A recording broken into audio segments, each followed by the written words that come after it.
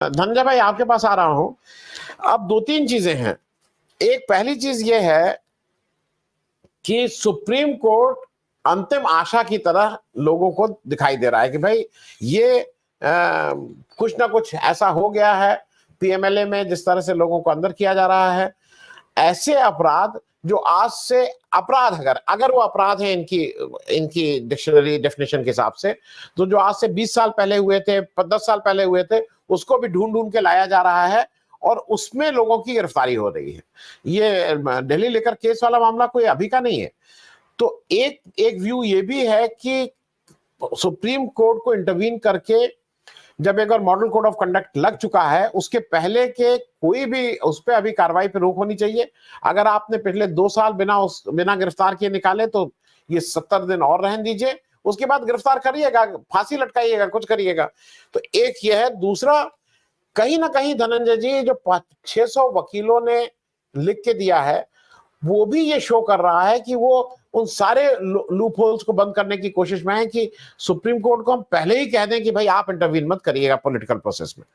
तो मैं थोड़ा आपसे इस दोनों चीजों पे कि जो प्रोसेस आपका जो वो है कि भाजपा इतनी डरी हुई है, और मुझे यही डर से गड़बड़ लग रहा है कि वो कुछ भी करने को तैयार है इस समय। वो किसी भी तरह से उनको लग रहा है कि नहीं, अगर चुनाव नहीं जीत सकते तो चुनाव ही ना हो। कुछ इस स्थिति में भाजपा आ गई है। धनंजय भाई देखिए, आखिरी उम्मीद के तौर पे हमारे सामने सुप्रीम कोर्ट है, और जब इलेक्टोरल बॉन्ड वाला मामला आया तो ज़्यादा उम्मीद बढ़ गई। तो लगा कि यही है जो कुछ ठीक कर सकता है, और कर भी सकता है, क्योंकि सुप्रीम कोर्ट की बात अब तक सुन रहे हैं। हाई कोर्ट की बात तो नेगलेक्ट भी कर देते हैं, सुप्रीम कोर्ट को भी भरमाने की कोशिश करते हैं। आप देख लीजिए इलेक्टोरल बॉन्ड वाले मामले में कितना भरमाया। एसबीआई ने कहा कि 4 महीने लगेगा, फिर जोर से डांटा तो कहा कि नहीं, अभी 3 दिन में ला के देते हैं, और 3 दिन में दे दिए सब। और ये भी कांग्रेस ने बताया कि ये देखो, ये 5 लाइन का ये कोड है, ये तो तुरंत आ जाता।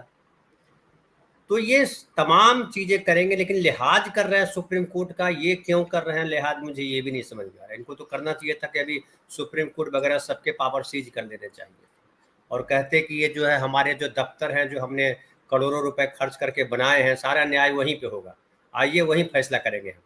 सारे जनहित के फैसले, सारे जाति के फैसले, सारे धर्मों के फैसले, क्योंकि ये तो अवतार हैं, ये तो आए ही इसीलिए हैं। और भारत के जनमानस को पहली बार जो है वो आज़ादी मिली है।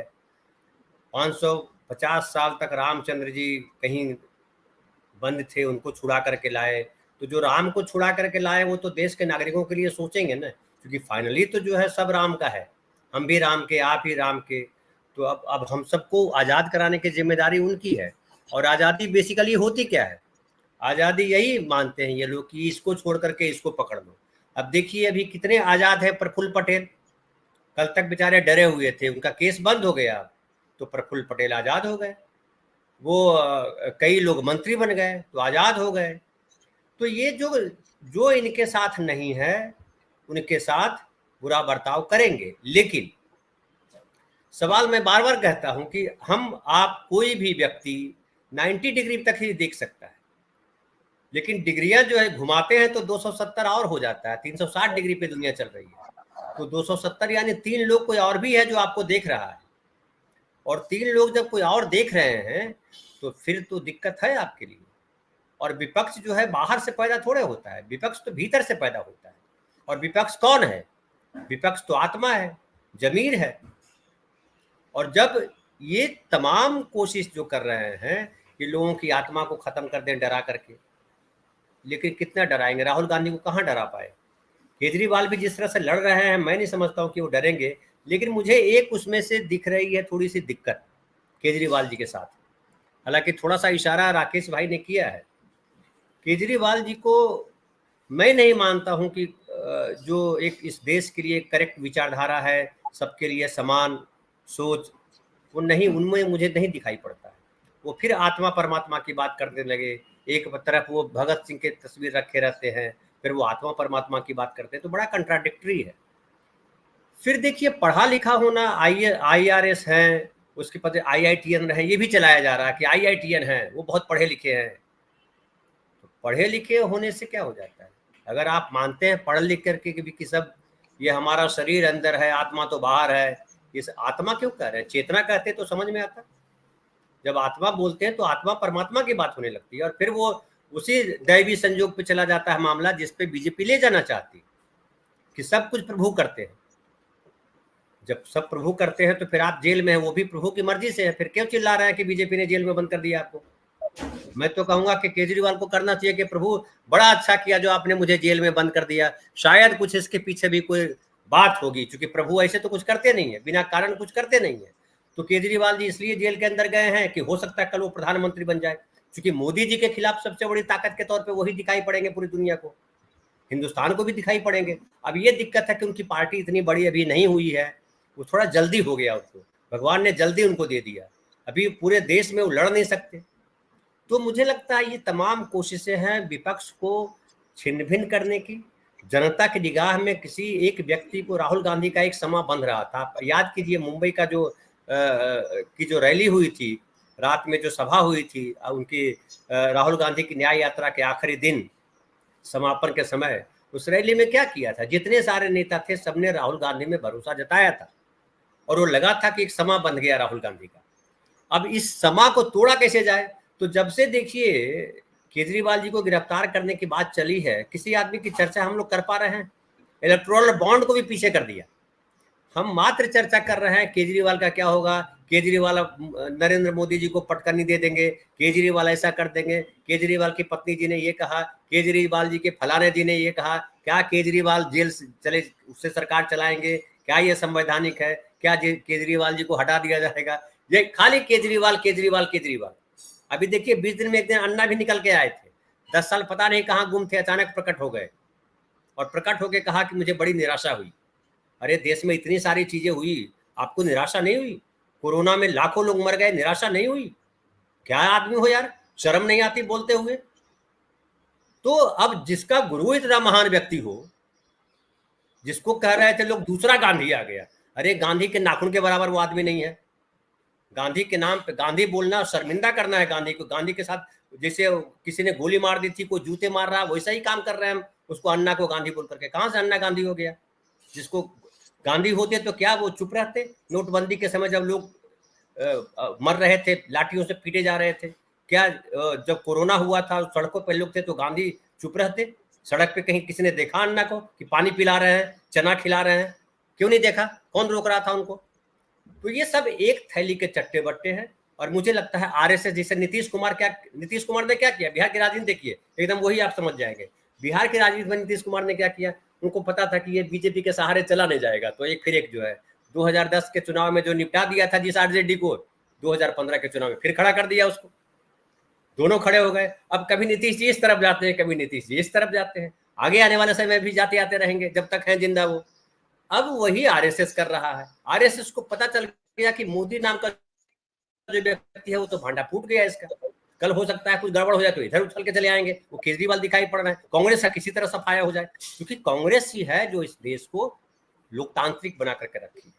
कांग्रेस ही है जिसकी वजह से इस देश में लोकतंत्र बचा हुआ है, संविधान बचा हुआ है। एक तो अम्बेडकराइट भी जो है कांग्रेस को गालियां देते हैं, गांधी को गालियां देते हैं। क्या अम्बेडकर का सिद्धांत या जो उनका जो संविधान है वो कौन बचा कर रख रहा है? अम्बेडकराइट, उनके प्रकाश अम्बेडकर के बेटे पोते कहाँ चले गए? जितने दलित नेता हैं वो कहाँ खड़े हैं? आप गौर कीजिए इस बात पे। चाहे बिहार के दलित नेता हो या महाराष्ट्र के दलित नेता हो, कहाँ खड़े हैं? वो किसके साथ खड़े हैं? क्या बाबा साहब अम्बेडकर की जो मंशा थी, जो चाहत थी, जिस तरह का देश बनाना चाहते थे, उनके साथ कोई दलित नेता खड़ा दिखाई पड़ रहा है आपको? कांग्रेस दिखाई पड़ रही है। कांग्रेस कह रही है कि संविधान बचाना है, कांग्रेस कह रही है कि लोकतांत्रिक प्रक्रिया को बचाना है। तो ये केजरीवाल क्या लोकतांत्रिक प्रक्रिया के व्यक्ति है? मुझे नहीं लगता केजरीवाल लोकतांत्रिक प्रक्रिया के व्यक्ति है। अगर लोकतांत्रिक होते लोकतांत्रिक, तो जैसे हेमंत सोरेन ने इस्तीफा दिया था, इनको भी इस्तीफा देके आना चाहिए। एक गलत कर रहा है तो आप भी गलत करोगे, यही कांग्रेस ऐसा नहीं कर सकती। तो इनको मुझे लगता है कि ये आरएसएस के ही पार्ट 2 है और ये 2 बने रहेंगे। ठीक है कि अभी ये कांग्रेस इनके पीछे आके खड़ी हो गई है, लेकिन किस तरह से कांग्रेस को इन्होंने बदनाम किया उसको भुलाया जा सकता है? कांग्रेस को बदनाम करने का काम किसने किया? इसी अन्ना आंदोलन ने, और इसी वो एक और कौन तो राय था जिसका नाम मैं भूल जाता हूँ बार बार, समराय था ना, विनोद राय सीसी। हाँ, फिर किसी मठ में जाके बैठे हुए घंटा बजा रहे हैं। केंद्रीय सतर्कता आयोग।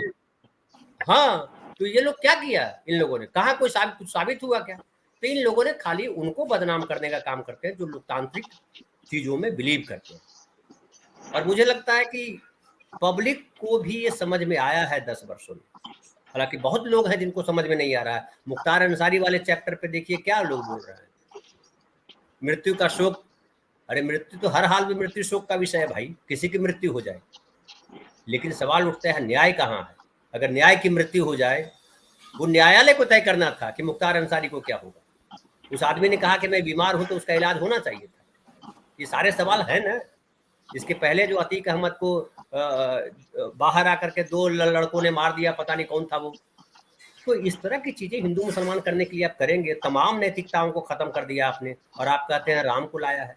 राम नैतिकता खत्म करने के लिए जाने नहीं जाते हैं, राम जाने जाते हैं कि दुनिया में जो नैतिकताएं हैं उन्होंने स्थापित करके दिखाया, लोकतंत्र को लेकर के भी।